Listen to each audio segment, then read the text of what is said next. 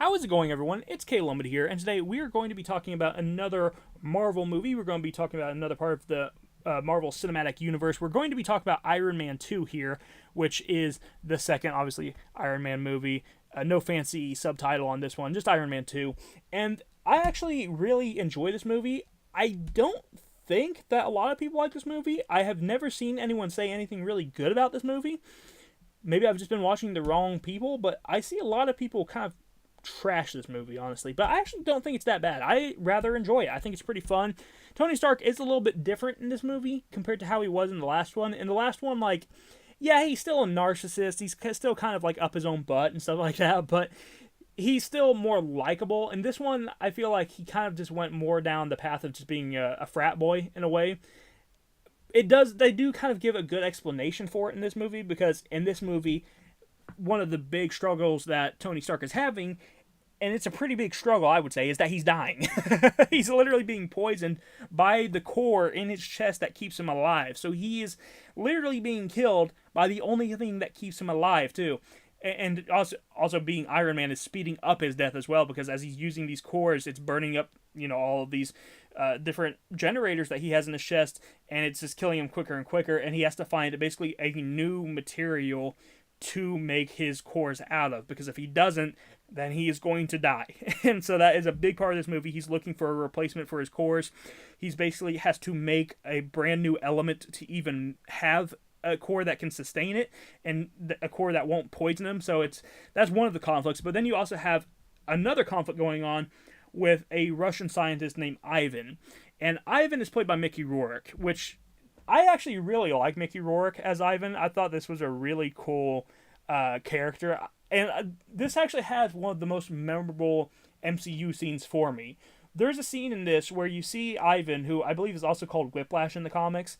I don't think they ever call him Whiplash throughout the actual movie, but I think that's what he was called in the comics. But either way, you see Ivan on he's on a racetrack, and he has these electric whips, and he has made his own reactor like Iron Man has, but he's basically just set it up so instead of having like a full-on suit, it's basically like a mini exoskeleton that also has whips attached to it. So he has these whips that can like slice things in half, and he's just slicing race cars in half and stuff, and he's trying to get to Tony Stark and basically kill Tony Stark, basically out of revenge for his father, because his father was also a scientist, and he was not as well recognized as Tony Stark and Tony Stark's father.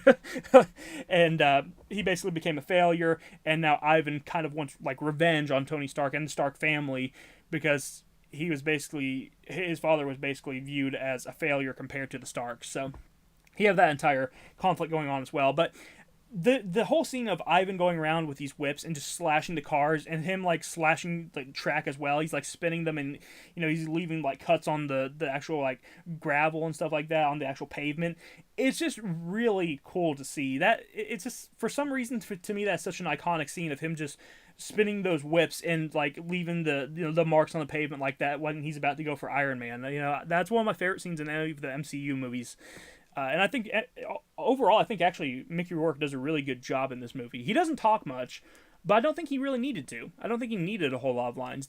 I think the point was made with this character. He hates Tony Stark, and you can tell.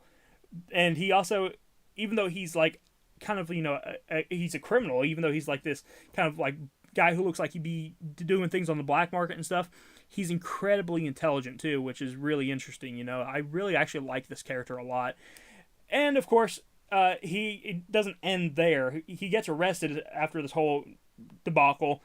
But then one of Iron Man's competitors, another scientist who is basically working with the U.S. government, decides, oh, you know what? I should actually get this Russian prisoner out of prison and have him work on my technology for the U.S. government. And you can guess how that goes. It doesn't go very well. So you have this guy named Hammer who is working with this Russian guy to make him technology, and he gives Ivan way too much free reign in his shop, and Ivan just basically starts making his own army of stuff. He makes his own drones, he makes a suit that he can control, and someone else can be in the suit, but he can control the suit still, even with someone else in it. And he also makes a suit for himself too.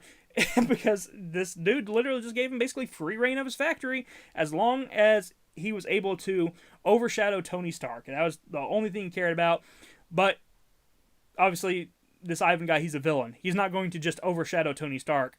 He's going to overshadow everyone around him. He's going to try to destroy everyone around him because it is all about him and proving that he is the greatest scientist over these other guys. So, it all comes down to that at the end of the day. But overall, this is a really fun movie. Really fun fight scenes. Again, just more kind of like scummy millionaire, billionaire stuff going on too with the U.S. government. I always enjoy kind of seeing that stuff as well. And I just think that they did a really good job with this movie. The CGI also looks fantastic again. There's no real issue with any of the CGI that I can remember in this movie when I watched it. I thought it looked pretty darn good. And the fight scenes were really good. They're very, memorable, even though I will say, again, this movie does have the same issue as Iron Man 1. The main villain's name is not very memorable. I mean, it's not like they ever call him Whiplash throughout the entire movie. And you only ever really hear him called Ivan Vanko, and that's not a very memorable name for a villain, I gotta say. But still, I still enjoy this movie for what it is. And you also do get other characters in this movie as well. I mean, you get War Machine in this movie finally, and War Machine's really cool. I always liked him. And you also get Black Widow. I think this is the first appearance of Black Widow as well, so that's really cool to see. And you get Nick Fury trying to basically help Iron Man throughout this entire thing, because Iron Man's he's really stuck on this whole I'm going to die thing, and I need to just basically live in the moment. And they're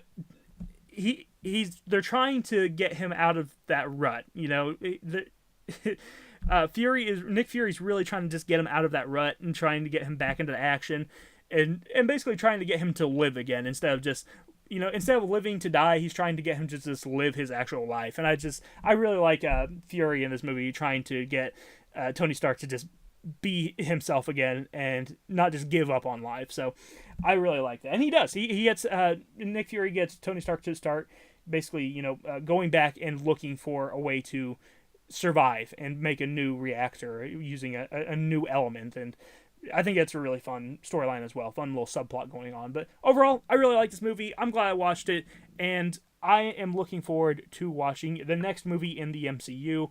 Now, funny thing is that this movie also has an after credit scene. This one has Thor's hammer at the end. So I guess that will probably be the next movie that I talk about, will be Thor. So I always love the after credit scenes. That's one of the best parts of Marvel movies, is seeing the after credits. So I'm excited to see that, though. I think that's going to be fun to watch Thor again. It's been a while. It has been a while since I've watched Thor. So I'm going to watch Thor. I'm going to watch Captain America as well. And we'll go from there. So thank you guys for watching. I'll talk to you in the next one. You have a wonderful day. Bye-bye.